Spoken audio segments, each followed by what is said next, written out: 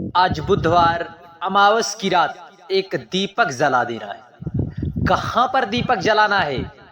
लंबी बत्ती का दीप जलेगा या फिर गोल बत्ती का? तिल के तेल का दीपक जलाना है या फिर सरसों के तेल का, या फिर गौ माता के घी का दीपक जलाना है? कहाँ पर जलाना है?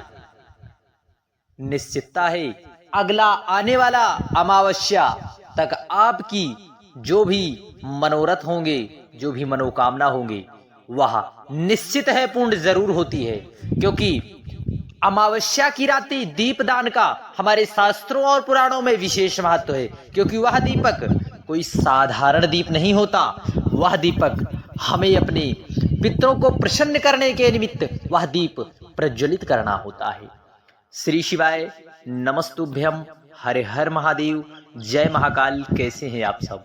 जितनी भी मेरी प्रिय माताएं बहनें इस वीडियो तक पहुंच आई हैं, निश्चितता है कहीं ना कहीं उनके मन में जो है कुछ आशाएं हैं, कुछ इच्छाएं हैं, कुछ मनोकामनाएं हैं जो कहीं ना कहीं पितृदोष के कारण पूर्ण नहीं हो पा रही हैं। तो एक बार इस विशेष उपाय को माताएं अपने पति के निमित्त, अपने बच्चों के निमित्त जरूर करके देखें। क्योंकि पूज्य गुरुदेव कहते हैं प्रैक्टिकल करने में क्या चला जाता है, हमारा प्रैक्टिकल करने में क्या जाता है। श्री शिवाय नमस्तुभ्यम। जितनी भी मेरी माताएं बहनें इस वीडियो को देख रही हैं, कमेंट में हर हर महादेव या पितृदेवाय नमः अवश्य टाइप करें। श्री शिवाय नमस्तुभ्यम अवश्य टाइप करें। तो आज हम सभी लोग अमावस की रात्रि, बुधवार की रात्रि में कौन सा दीप लगाना है, कहां पर जलाना है, इन सब की चर्चा करेंगे। साथ ही साथ आज वह भी दिन है, यह बैसाख मास का, माधव मास का अमावस्या की तिथि है। उस तिथि पर से ही सत्तू के दान की विशेष महत्वता है। क्यों सत्तू? जिसमें चने को भूनकर और जौ को भूनकर और गेहूं को भूनकर जो है आटा तैयार कर लिया जाता है, जिसे सत्तू कहते हैं। उस सत्तू के दान की विशेष महत्वता है। इस बैसाख माह में जितने भी दिन बचे हैं, आप किसी जरूरतमंद को या ब्राह्मण देवता को आप सत्तू का दान अवश्य करें। श्री शिवाय नमस्तुभ्यम।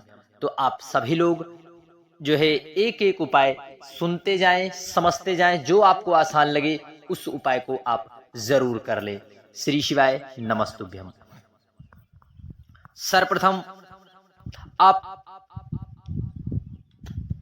की कुंडली में, किसी भी घर के सदस्य की कुंडली में कोई ब्राह्मण जन या ज्योतिषाचार्य बता रहे हैं कि आपकी कुंडली में पितृदोष है, कालसर्प दोष है, वास्तु दोष है आपके घर पर, तो एक बार पूज्य गुरुदेव के मुखारबिंद से बताया गया पीपल जल वाला उपाय जरूर करना। देखिए अमावस्या की तिथि पर यदि पीपल जल वाला उपाय कर लिया जाए तो निश्चितता है कि पितरों की कृपा या तीनों दोषों का शमन करने वाला, तीनों दोषों को नाश करने वाला, पितृदोष, कालसर्प दोष, वास्तु दोष, तीनों दोषों को जो है, तीनों दोषों से मुक्ति दिलाने वाला यह पीपल जल वाला उपाय है।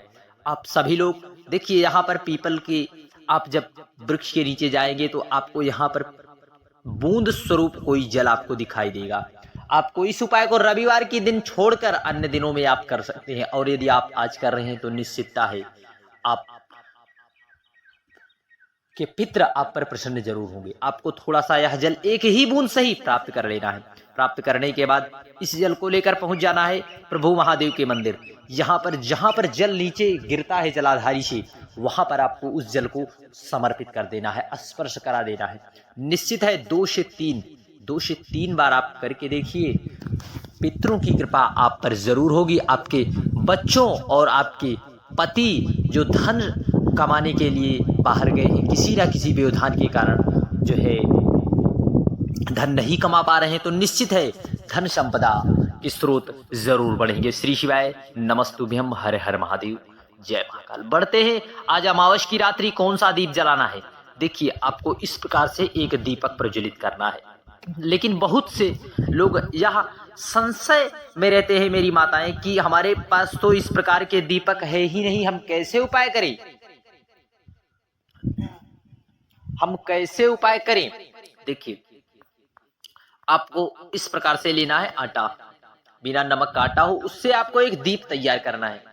दीपक तैयार करना है, उसमें गौ माता का घी डालना है और एक लंबी बत्ती, बाती का स्वरूप अपने हाथों से देना है। और इस दीपक को आपको जो है प्रज्वलित करना है। कहां पर? सर्वप्रथम आप सभी लोग इस दीपक को जो है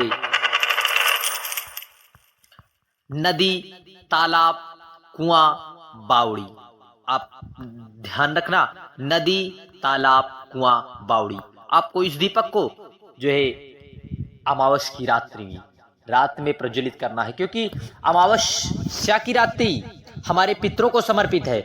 यदि हम अपने पितरों को पूरे माह याद कर पाए या ना कर पाए, यदि हम अमावस्या की तिथि आने पर अपने पितरों को याद करते हैं तो निश्चित है कि पितृ हमारे हम पर प्रसन्न होते हैं और हमसे जो पितृ आशाएं रखते हैं वह यदि हम उन्हें प्रदान करते हैं तो निश्चित है हम पर भी अपना अधिक जो है कृपा लुटाते हैं और हमारे सारे कार्य जो पितृदोष के कारण नहीं हो पा रहे हैं, उसमें अड़चने आती हैं, वह कार्य जरूर से जरूर सफल होते हैं। तो आपको इस दीपक को नदी, तालाब, कुआं, बावड़ी। अब मेरी माताएं शहर में रहती हैं, बोलती हैं कि जो है हम दीप कैसे जलाएं। मेरी कुछ प्रिय बहनें जो शहर में रहती हैं बोलती हैं हमारे यहाँ तो कुआं बावड़ी है ही नहीं, या फिर तालाब सरोवर है ही नहीं। लेकिन हर जगह जो है होती है, तालाब भी होता है। जो है यदि नहीं होता तो आप हमारे शास्त्रों में कुछ वृक्ष को पितरों के तुल्य बताया गया है। कौन से वृक्ष है? जो कि पीपल वृक्ष, बरगद का पेड़, वेल का पेड़, यह सब हमारे पितरों के तुल्य बताए गए हैं। इन वृक्ष के नीचे भी आप उस लंबी बत्ती के दीप को प्रज्वलित कर सकते हैं, परंतु ध्यान रहे अपने पितरों के निमित्त। किसके निमित्त? अपने पितरों के निमित्त एक दीपक प्रज्वलित करें। जो है अमावस्या की रात्रि में प्रदोष काल के समय आप इस दीपक को प्रज्वलित करें। अब मेरी माताएं, मेरी बहनें फिर यह प्रश्न करती हैं कि हम जहां पर रहते हैं वृक्ष भी नहीं है तो हम कहां पर दीपक जलाते हैं? तो आपको इस प्रकार से आपके घर पर जो परिंडा है, परिंडा अर्थात जहां पर आप जल रख रहे हैं, वहां पर आपको दीपक को प्रज्वलित करना है और पुष्प आदि आपको समर्पित करना है, क्योंकि जहां पर जल रखा जाता है, परिंडे का स्थान होता है, वह हमारे पितरों का स्थान होता है, पितृ देवता का स्थान होता है। तो आप वहां पर भी दीपक प्रज्वलित कर सकते हैं।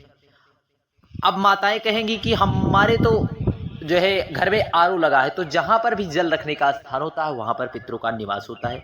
आप जल को वहां पर भी जो है जल रखा जाता है, वहां पर भी आपको दीप प्रज्वलित कर देना है। श्री शिवाय नमस्तुभ्यम। पितृदोष जरूर दूर होगा। अब बढ़ते हैं अगले उपाय की ओर, सत्तू की ओर।